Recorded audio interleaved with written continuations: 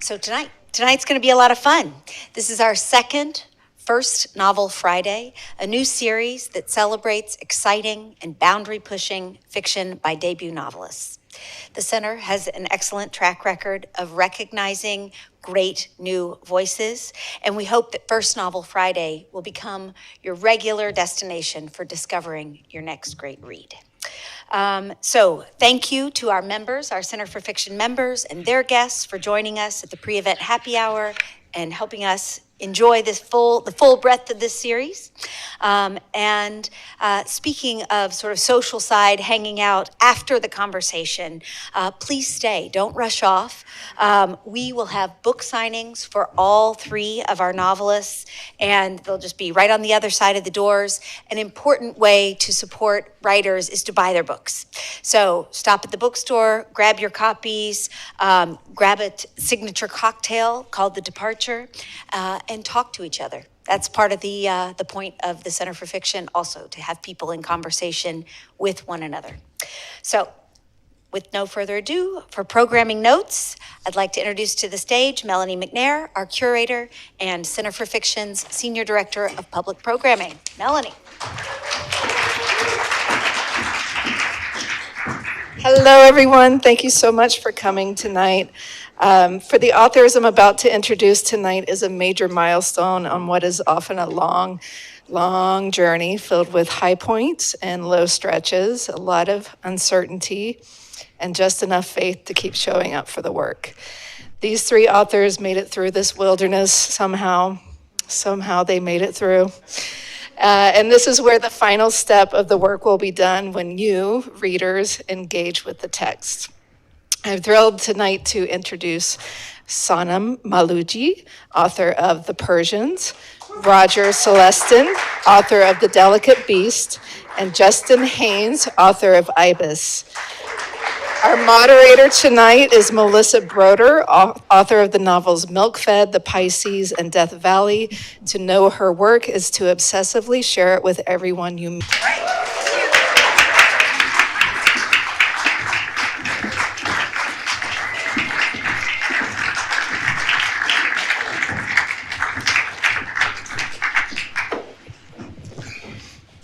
Oh, wow. Thanks, everyone, so much for coming. Let's get started because we have a heart out, and then the Oscars music is going to play. So thank you so much to the Center for Fiction for inviting me to moderate First Novel Fridays, and I was asked to just share a little bit about why my first novel was so important to me. So prior to writing prose, I was a poet, and poetry does not make it rain.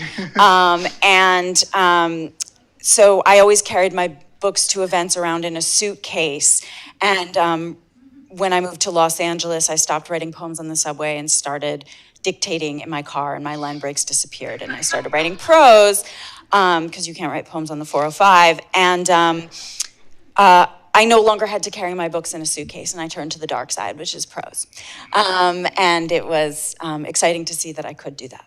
So let's see. So I'm gonna ask you guys a few questions before we go to readings. So the first question for you is, it's really impossible to compress the world of a novel into a few paragraphs. But that's what marketing copy attempts to do. But if you were to try to hand sell your novel to someone who's not a marketing executive, so a human being, how would you pitch it? And let's start with Justin, and then we won't always start with you. That's okay. Elevator pitch, go. So Ibis is about a young Venezuelan refugee who leaves Venezuela because of difficult times. She leaves with her mom, and they go to a small island that's about 5 miles away, but they get separated when they get there. And she spends time trying to find her when she's an adult. And that's pretty much less than 2 minutes. Amazing.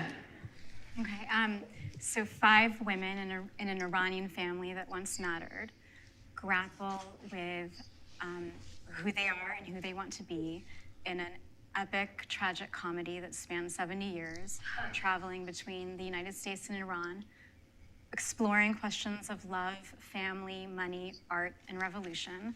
And here's the first sentence because I think it sets it up really well. For a week, it was a nonstop party of drugs and cartoons until an hour ago when I bailed my Auntie Shireen out of the Aspen jail after her arrest for attempted prostitution.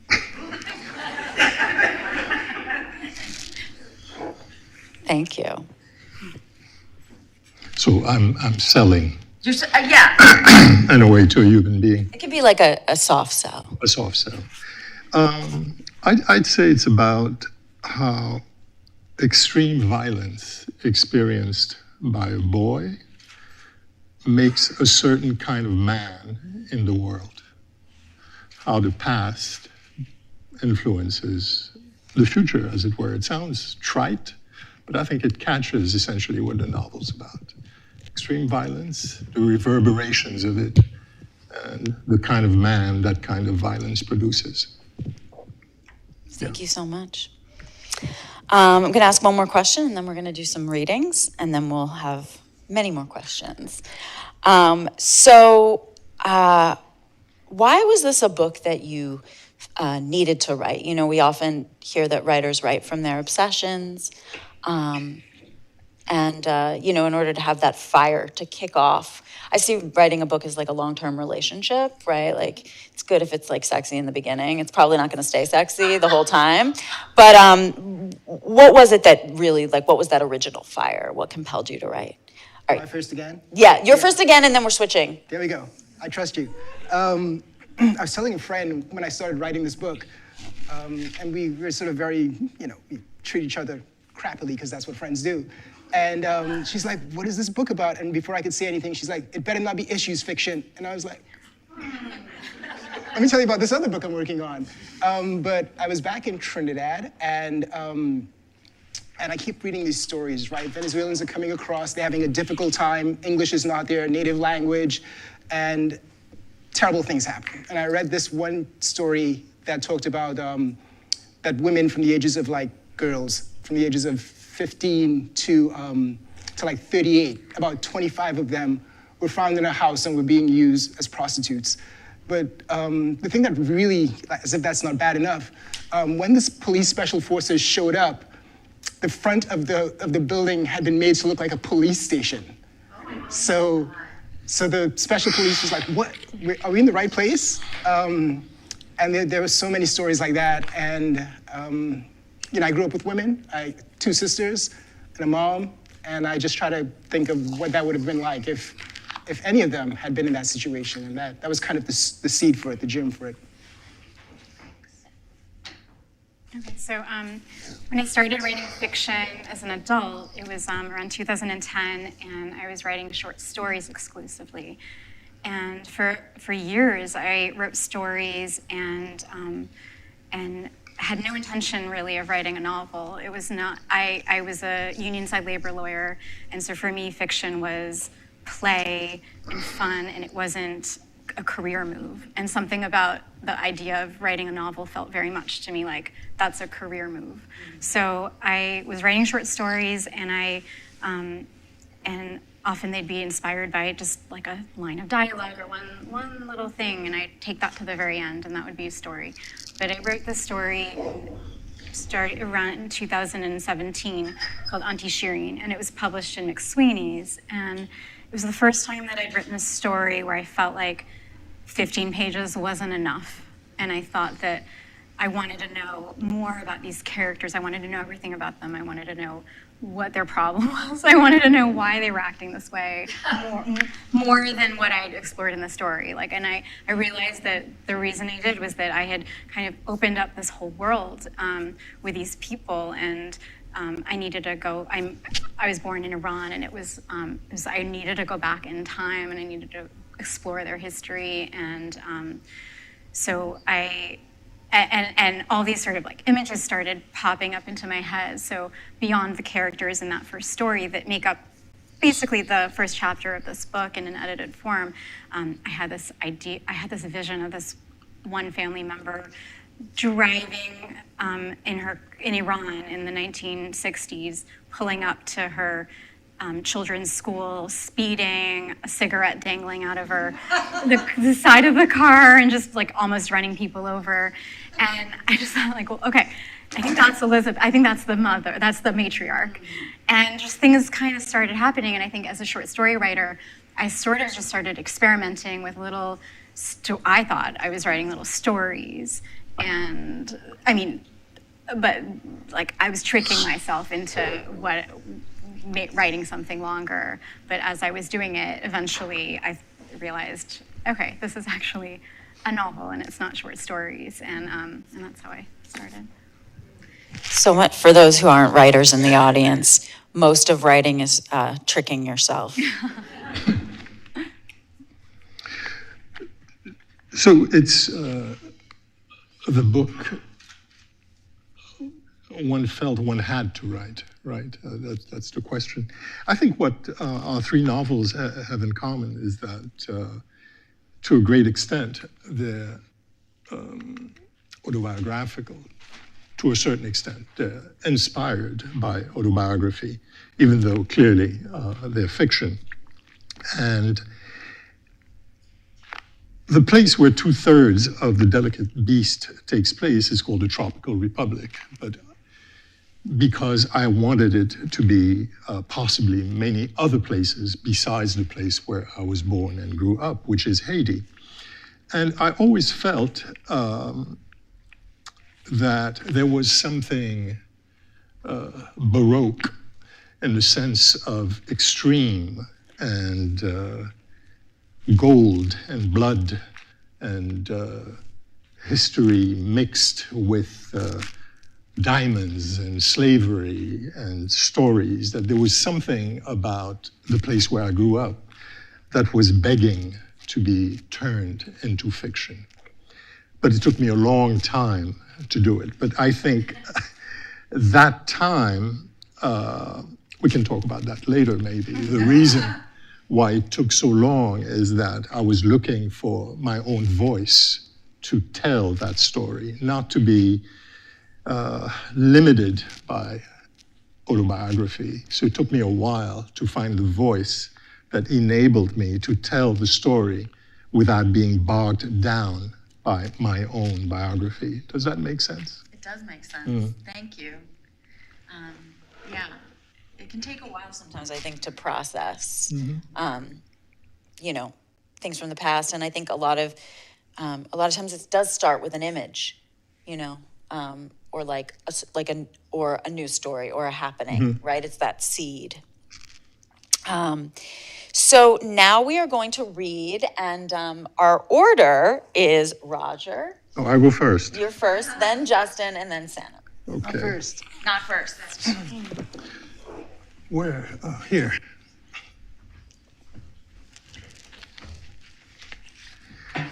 I think the only context you need, is it sort of echoing, or is it me hearing an echo? You guys hearing an echo? We're good? The only context I think you need is that the first 100 pages or so of the novel describe a kind of idyllic childhood. And the only context you need is that it comes to an end abruptly. And this section really summarizes the reasons why it ends suddenly, a kind of sudden eruption of violence. At the time, no one tells the boys what happened to the Brières, to the tall, imposing man and his striking wife, why they have lost everything and suffered terribly.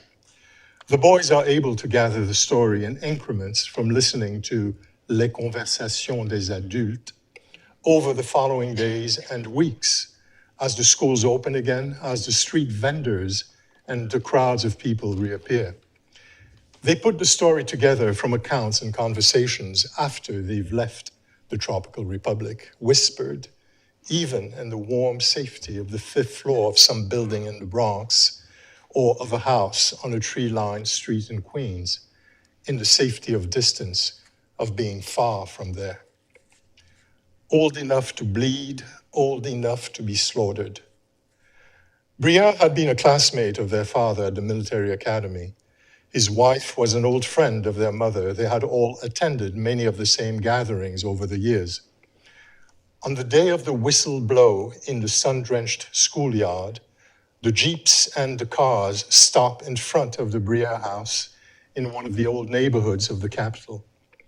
They have come to this particular house at this particular time for this particular family. There is no error.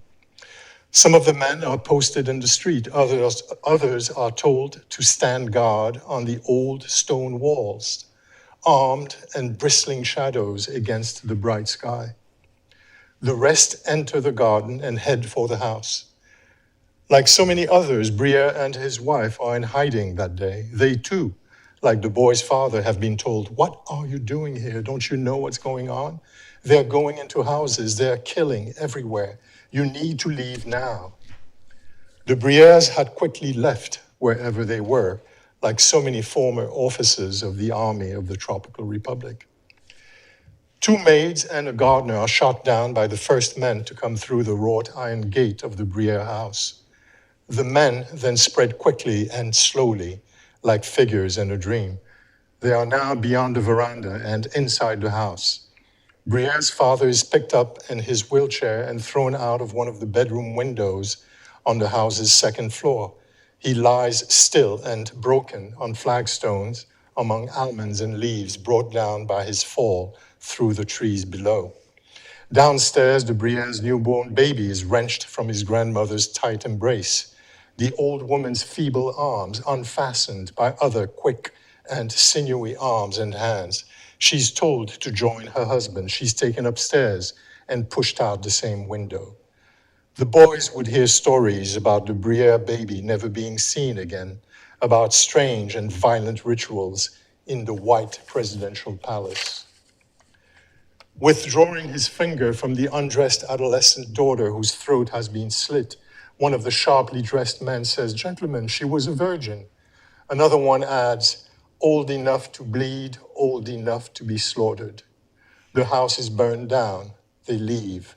They continue their rounds. They continue doing what they're doing.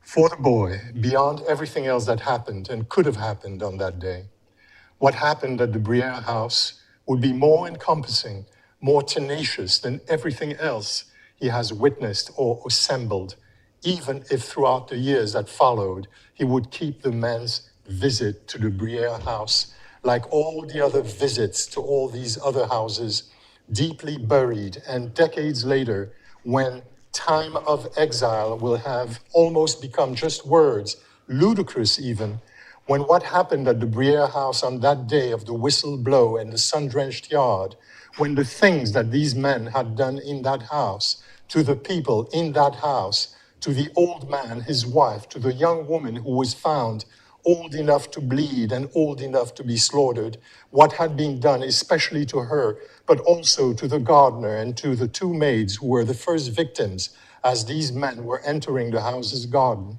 to the baby whose disappearance was never explained, when what happened in that particular house on that particular day will be a far away and muddled memory from which he thinks he has been released, when the man he has become will have built a life where such things are kept far away and deeply buried.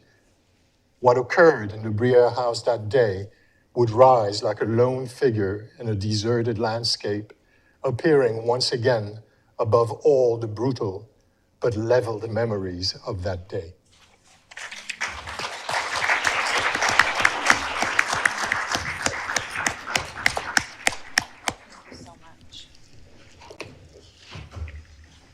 Hi. Thank you for being here. And I'd like to thank the Center for Fiction, for hosting me, and your staff has just been amazing. And I met so many people, so I'm not going to thank all of them, or any of them, because, I know their names, Judith and Melanie, and, just a great bunch of people. So before I read, I know, like, half of you are thinking, who led the Pumpkins Rhodey in? And the other half of you is like, who are the Pumpkins? So don't worry. The section that I'm about to read, it's about this guy called Royston. He's in his late 20s, and he's been helping Venezuelans who've come across to the island to get settled in. But it's been causing the Ministry of National Security, which is a real thing. It's been causing them some embarrassment because the people who come across are telling stories about how poorly they've been treated. So they sent a corrupt police officer called Lao Chan to take care of Royston essentially. And the other thing you need to know about Royston is he's in love with this woman who's taken Milagros. She's taking care of this young girl who's come across. But it turns out that Milagros is in love with someone else. And Royston said something nasty to the little girl because he was just upset at not being the person she wanted to like. The last time Royston saw Sadiq had told him he'd wanted to visit the Blue Mosque in Istanbul. You and Bunny both want to leave this place, Royston said. She to Japan and you to Turkey. People want what they want, Sadiq said. Royston had grinned. He'd still been hopeful about Bunny at that point. Sadiq had told him that he'd hoped to visit Mecca soon too, but he'd only mentioned it that one time. He put a hand behind Royston's head, caressed his earlobe. When he disappeared for good, he didn't even take a sitar with him. The sprawl of the ocean once more brought up the taste of Royston's breakfast. Bacon buljol that Iris had prepared before she'd gone to church. Lao Chan and his deputy marched Royston to the jetty in the bright daylight, and no one peeked through a louver, not a curtain flicked. Royston wondered if shouting out would help, sprinting off. No, that would bring a bullet to the head, a shot to the back. Maybe there was a chance for him in the water. He was weightless in water, and this had always delighted him. As they walked, he looked over the ocean. It was fitted like a blue sheet all the way to the horizon. No one bobbed on boats. It was too late in the day to fish. The water close to the shore churned brown with sand. They made the right turn onto the creaky jetty and strode its length or walked to the gallows. The boots of both Lao Chan and his henchmen thudded. The wood felt cool beneath Royston's bare feet. When Lao Chan, standing behind him, waved his gun at Royston to dive in, the jetty swayed, and Royston considered whether to plunge in feet first or to lower himself in. The water seemed too frigid. He had decided to lower himself in when a kick up his backside splashed him into the water, and a donkey bray of laughter rose up behind him. Royston flailed, the water's coldness startled. The unexpected submergence made him swallow too much water. He bobbed momentarily. Actually tried to jump straight up and out. He realized that he was burning energy, and he calmed himself to the point where he could tread. Lao Chan pointed at him. Venezuela is that way, big man, he said, and you look like a strong swimmer. Royston didn't want to turn his back on the pier. He still expected Lao Chan to fire at his head. When Lao Chan's deputy unzipped and began to urinate on Royston, he ducked beneath the water and swam further out. He pushed himself as far as he could, hoping to gain enough distance to provide a difficult target when he resurfaced. Hungry for air, his lungs burning, he burst out of the water. His clothes were metal heavy, and he fought them off.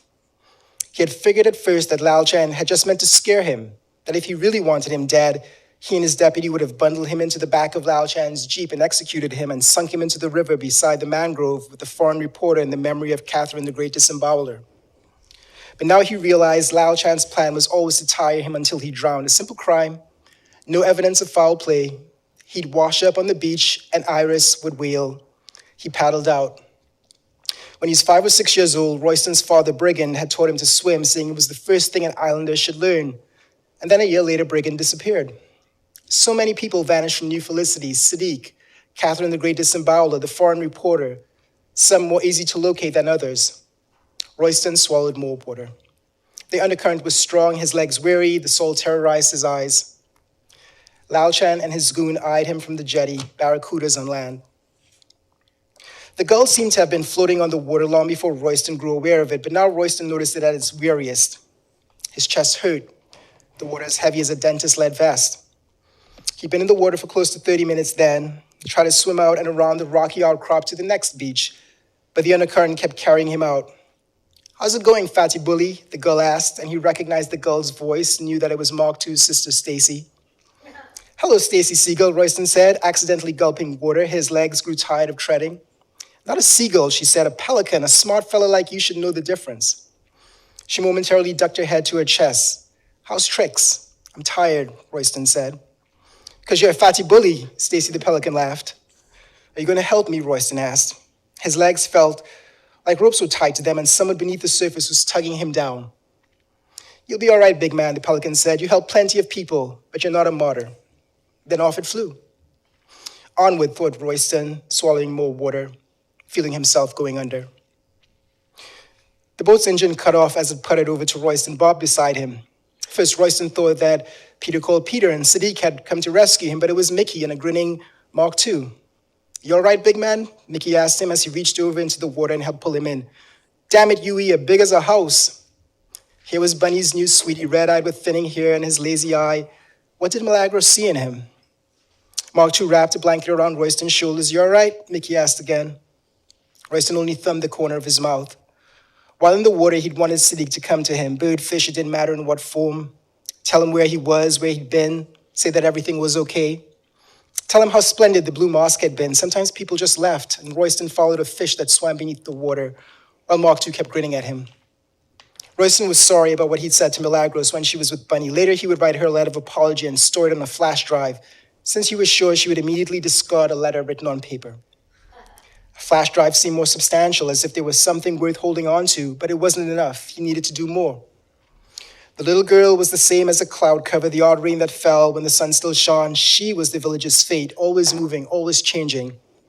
It felt like taking care of her was the penance that the village would have to serve to redeem themselves, that caring for her meant that there was a possibility for them to be good once more. Return them to firm karmic footing. Saving her life, giving her succor, balancing out what they had done to Catherine the Great Disemboweler, she was the true harbinger and not Haney. Milagros pointed a new direction for the village, not a fearful past, but a compassionate future. When they gained the shore and Royston made his way slowly back home, he looked toward Bunny's house, and he saw no movement at the window, and he wondered who would rescue the Venezuelans from now on. Thank you.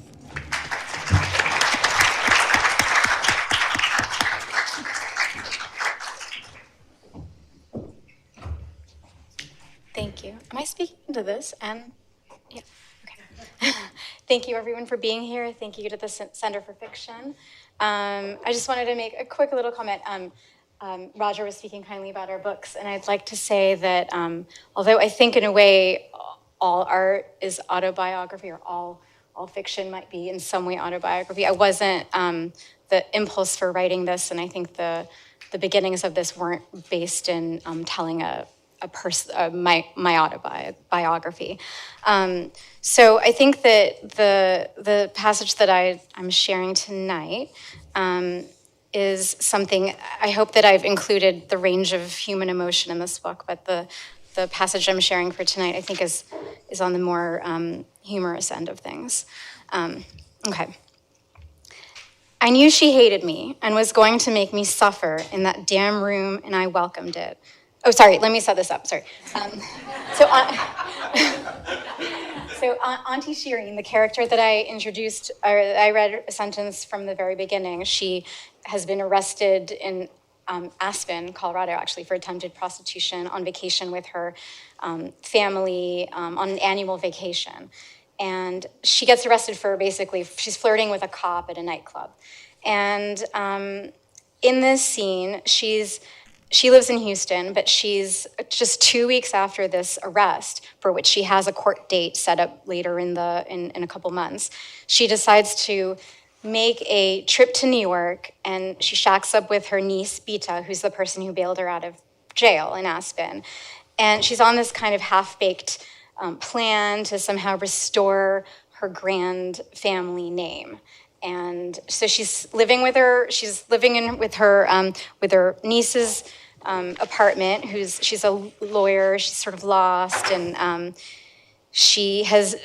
In this scene, she's dragged her niece Bita to a waxing salon, and it's an Iranian-owned waxing salon.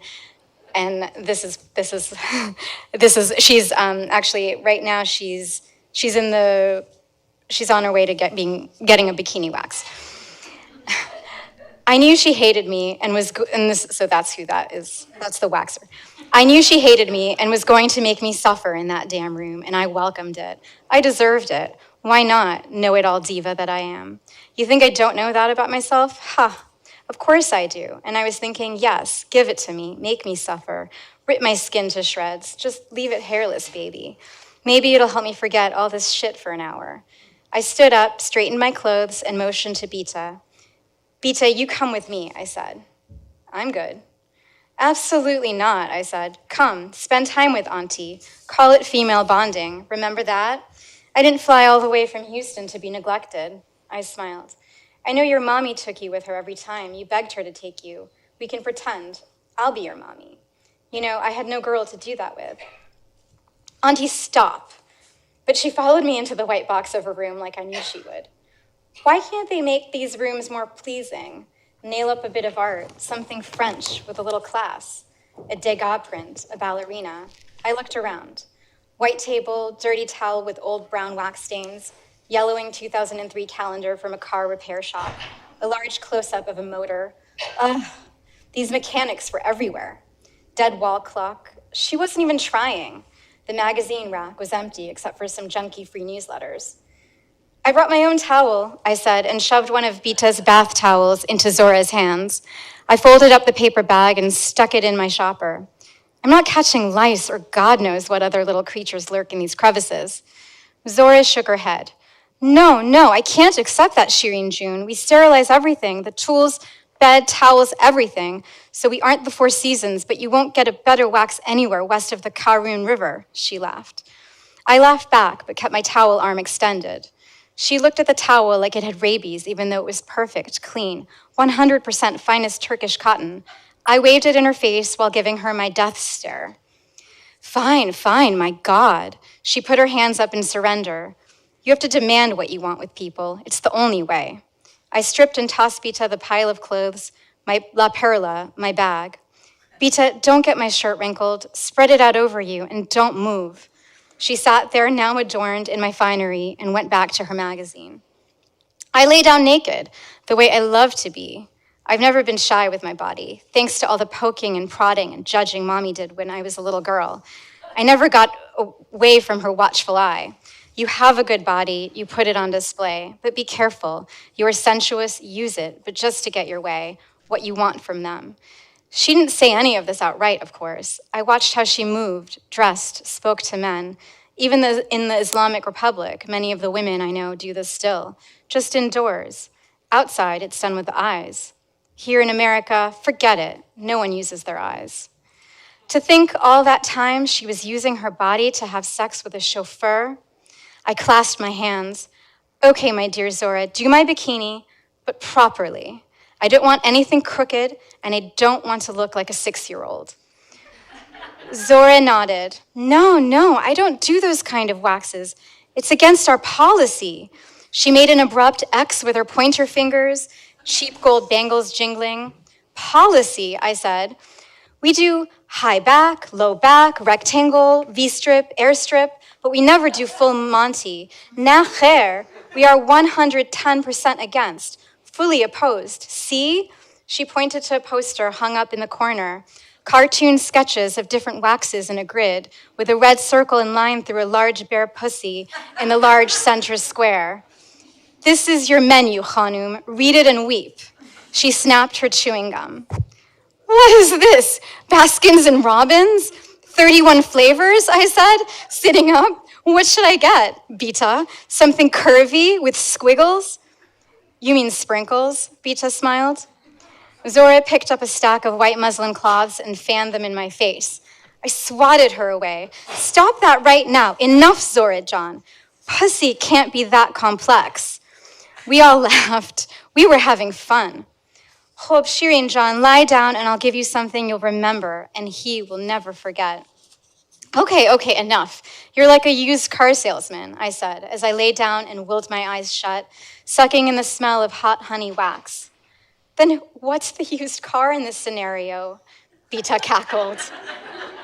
I opened my eyes for just a second to give her one of my famous looks for good measure. Bita was beaming from her dumb joke. And so Zora walked over with her stainless steel butter knife, dripping with that honey, muslin strips resting on her shoulder, and the waxing commenced. There are parts that are almost nothing, the backs of my calves, say. During those, the feeling bores me and I can forget where I am. I closed my eyes and felt my mind slipping off the stiff bed. Then I remembered. I just can't get over it, Beta. She owed us a modicum of honesty. Look, aye, I said as a chunk of fur flew off my ankle. The ankle hurts. Zora-John, that last bit really pained me. Will you be a dear and fetch me a glass of iced water? Do you have crushed ice? That's my favorite. And you might as well make this a full-body job. I cleared my throat and watched Zora's V-shaped ass leave. Auntie, Beta said, why are you so rude to everyone? Beta, you ungrateful pest, listen to me. You only have a minute before she returns, I said. Look, no matter what, we stay together, us family. We support each other. Family is gold, Beta. Your family is gold. I whispered, even if your grandmother is a low-class prostitute. Zora returned with one of those old white mugs with advertising down the side. At least she'd given me the crushed ice. I took a big drink and Zora got right back to work. Ouch, Hoda, Zora, take it easy a minute. Pretend you don't hate me. Zora nodded and dabbed wax onto my toes. She was meticulous, giving me a little break, thank God. I loved getting those tiny toe hairs removed. It was like icing on the cake, and just a pinch. Then she lifted a leg higher than was comfortable. I groaned. You should just ask her, Beta said. Just ask her? I yelled after Zora pulled a strip from between my ass cheeks, both my legs sky high. We are not the Cosby Show, Beta. My eyes said, be careful. We couldn't have Zora understanding any more of our predicament. I have to be in Aspen again soon, remember? How am I going to deal with that? And now this, it's too much. Zora clacked over to her pot of wax, stirred it with her knife. I knew she was paying attention. Now don't you start, I said to her. Look, I turned back to Beta. Not me, not her. You ask him privately. You can be my shield. He won't be able to lie to that fake, sweet face of yours, you brainless, overeducated fool. Beta looked at me with the stillest eyes I've seen yet, stood up, spilling all my clothes onto the disgusting, pussy hair-ridden floor. I don't need this, she said, and walked out. She wasn't brainless, my dear niece. Why did I call her that? Zorha shook her head as she pulled another strip from my ass. Bah, bah, bah, what was all that fuss about? These kids won't listen to us, Shireen June. America has given them nerve, the nerve of a lifetime. Pick up my clothes, will you, Zora? It's not about nerve. They don't know courage if it smacked them in the face. When Zora finally pointed to my bikini line, I pulled up the skin just above it, tautened it. The silver heart on her choker swung from her neck. As she spread a knife of wax, she blew and cooled it. A wind. The wax melted into me, found its home. I took a breath and held it. I heard the rip, an unzipping sound, before I felt the twisting burn. This time, it was excruciating. Ah! Zora pressed down on my bikini line. She held it until it didn't hurt.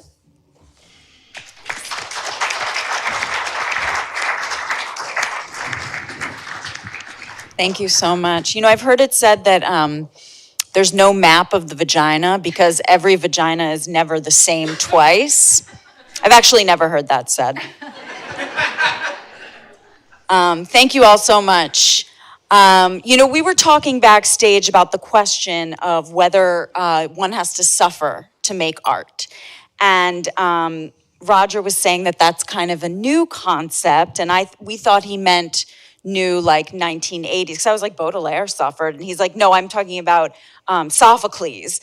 And we decided that perhaps Sophocles didn't suffer because he was more of a craftsman, right? You had to chisel onto a rock and wasn't the tortured artist. He was like an Etsy type of writer. But I wanted to ask you all about moments of self-doubt, right? So we have a talking pelican, and in Justin's novel, right? We have things that, you know, might give the non-writing human pause.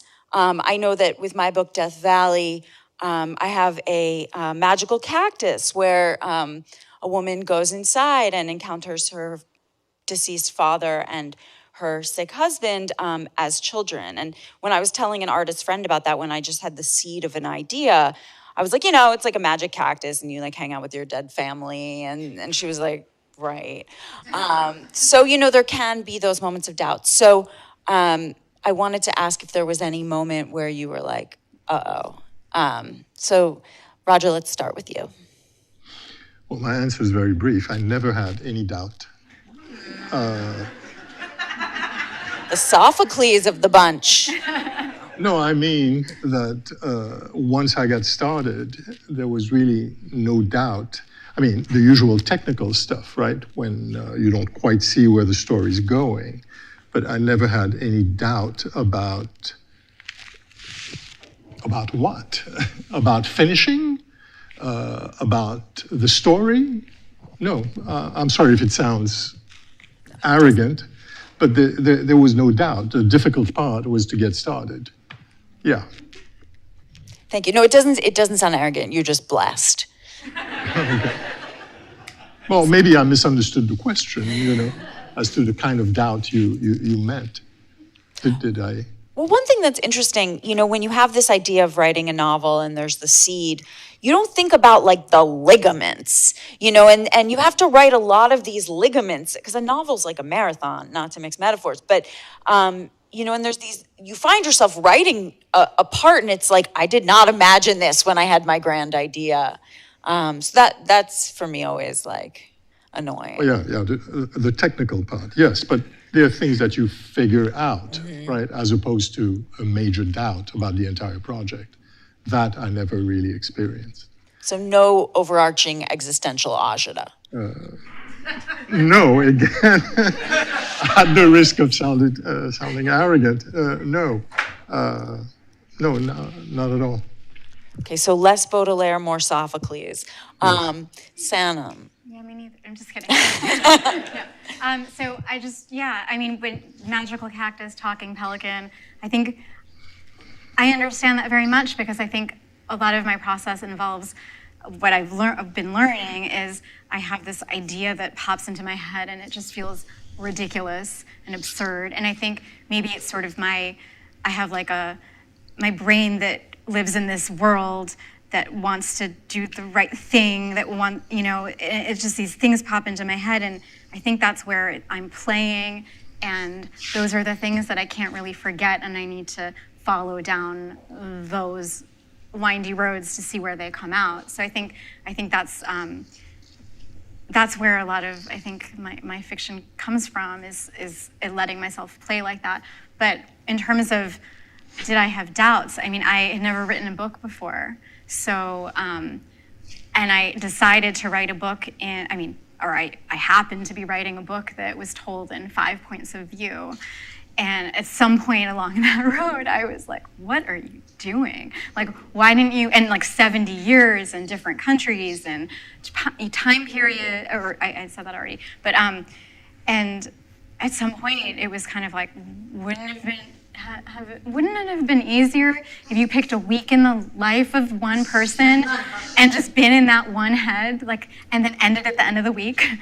But and I learned that every time that I spent a week off from the book, I would find that I needed to read the book from the beginning, just to have all the different voices in my head and to feel like whatever was coming next was really flowing from what had happened before, because I wrote it in the order that you read it. I mean, later I switched a few things around, but wrote it in that order. And I think it was important to kind of like be able to really, I was figuring this out, but just to really, it was like things kind of coming to my brain as I was writing, but it wouldn't work if I just started in the middle but didn't have all that in my head. So there were points in drafting it that I just felt like I'm in over my head doing this. But at some point, getting maybe 2/3 of the way in, when I just really felt like I was in a groove and where I'd feel like I could just throw the characters into a room and things would happen, and that felt really fun. And at that point, it started to feel worth it. So the doubts started to kind of get quieter for me. I know what half of you are thinking. Who's the No Doubt roadie? And the other half is thinking, who's No Doubt? There's this really great clip online of this guy who's doing an impersonation of Werner Herzog, reading a Yelp review of Trader Joe's on Hyperion. It's fantastic, you should go listen to it. But he starts off by saying, "Madness reigns." And that is how I felt every time that I sat down to write. So much so that I put it on a Post-it and put it on my laptop. So when I opened it up, I just saw those two words, "Madness reigns." I think the thing that kind of kept me on the straight and narrow is eventually, because it's told from various points of views, is Milagros trying to find her mom, right? That sort of desire of a daughter to reconnect with her lost mother. And that sort of pulled me back a little bit from the brink of madness. Not very much, just a little bit. And then I was able to get it done. Thanks. Yeah, I mean, it's interesting. I think what you're talking about is having a North Star, right? And narrative propulsion, which when I did my first novel, The Pisces, I didn't know what narrative propulsion was. And I had a pretty explicit, well, the whole thing is an explicit sex scene, but with a merman. But the protagonist prepares for one of the like explicit for anal sex. And I had her washing her ass two times in the book, like 2 separate occasions. And my editor was like, I think she only needs to do it one time.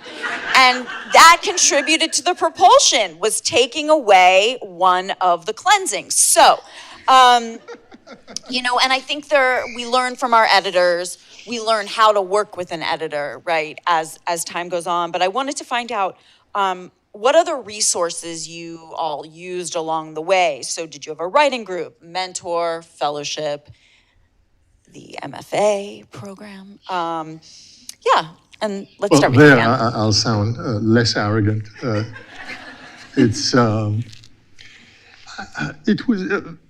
There was no group really. There was no one else, and in that sense, I guess I'm more of the traditional tortured figure that you were kind of referring to. I knew it was in there somewhere. No, it was just a matter of waking up in the morning and sitting down, and even if you're not writing, this sounds very traditional, right? You just have to do it every day. Did I lose your question along the way? No. No. In solitude, like Proust. Yes, although I don't have asthma, but I was telling you earlier about a nightmare, Proust with a laptop, right? Because he never stopped. He kept on adding, God forbid. Yes. But Thanks. Thank you. So resources, right? Yeah, resources or yes, that's what I had lost, the resources. Sorry. I was like, Yeah. Internet resources to check dates and things like that. Otherwise, it's fiction, so I was very free. There was really not much research involved. Yeah, thank you for reminding me the question. Yeah, solitary, but with Mr. Internet or Madame Internet, whichever way.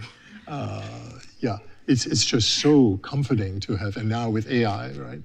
It's just all the stuff that's at your fingertips. It's just amazing. But there was no school or writing group or anything like that. Well, that's my solitary, but helped by technology. I was just picturing Proust Wikipediaing the Madeleine. Sanam? So I forget if I mentioned this, but I was a lawyer, 2010, and I took a one-day workshop at UCLA Extension, and that was life-changing for me. I was sitting in this room, the instructor gave us a prompt, and I'm busy with my time writing legal briefs at the time, and it was just having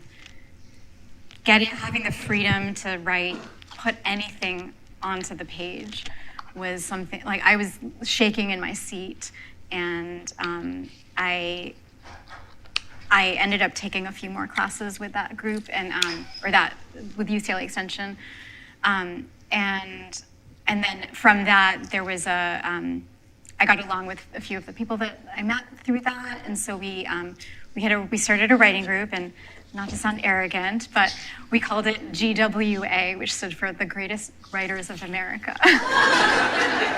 But it was a really supportive group, and I think we just really got along, and it was great, and I think that just was important in those early stages of writing. And then I moved to London and haven't had that kind of community. So writing this book was a very solitary process where I wasn't having those kind of resources at all. Yeah, I mean, I think it's writing a novel, Yeah. it's like, it can be it is inherently, right? Like, nobody can do it for us. My writers group is called Bad Literary Citizens, and there's 4 of us. Justin. I'm going to keep it really short. So if the Madness Reigns posted was like, so that the devil on my shoulder, the angel on my other shoulder was this postmodern classic that I would read every time that I would sit down to write. And I actually brought it with me. It's called The Monster at the End of This Book, starring lovable Furry Grover. And this is the postmodern class. It's amazing. You guys heard of this book? It's kind of amazing. Yeah, I would read this book every time I would before I would write, and Grover would put me in a sort of a calming place. So I'd open the laptop, Madness Reigns, I would take that off and put it to the side, and then I'd put old Grover. I would sort of read Grover and sort of get in a good mind space. So, right here. It's my favorite childhood book too, amazingly enough. Really? Yeah. If only Sylvia Plath had Grover. Things might have ended a little differently. Okay, so we have 2 minutes. For questions. Melanie, should we do another round, or what do you? Okay, we're gonna do, lightning round. All right. Okay, that's not a lightning question. Okay, all right. What would you say to aspiring writers in the dark forest of their own first novels now? Or what would you tell your younger self when that was you? Sanam, let's start with you, and then we'll go around. Okay, I'll keep it brief. Yeah. So just, I would say, don't rush it, and trust your instincts, work on honing your voice, and yeah, that's it. Yes. I would say, find this great book called The Monster at the End of the Road, starring lovable Furry Grover, and this will get you through the darkest of forests. Grover will never let you down. So, yeah, have friends you can lean on and who would sort of give a kindly read to your book. There are people who are going to rip your book apart when they read it, but find someone who will sort of give a sort of gentle, pleasant read to your word early on, so that you don't feel like you're battling the world, the novel, and friends as well.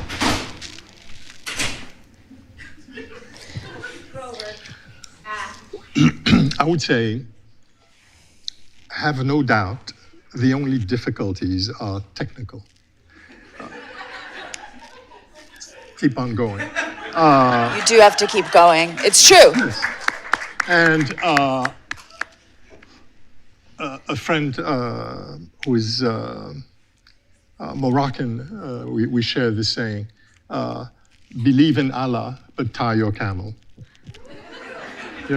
So it will happen.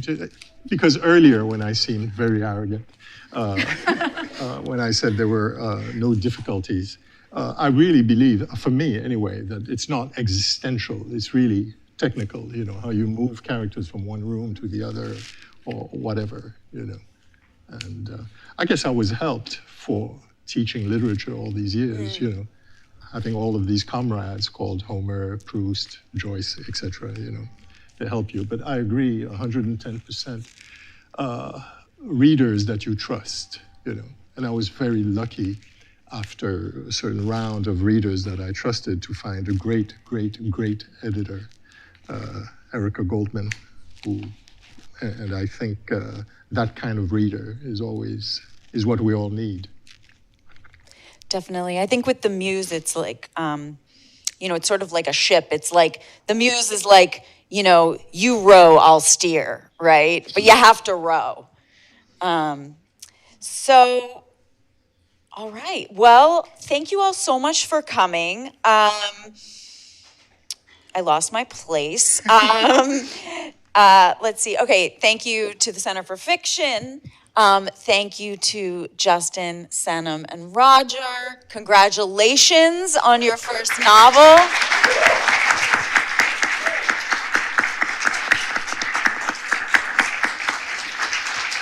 Thank you. You think it's over? Now you'll worry about your second novel, your sophomore. And yes, the three writers are going to be signing after the reading. So please buy all these wonderful books and support the Center for Fiction and these wonderful writers. Let's have another round of applause. Thank you.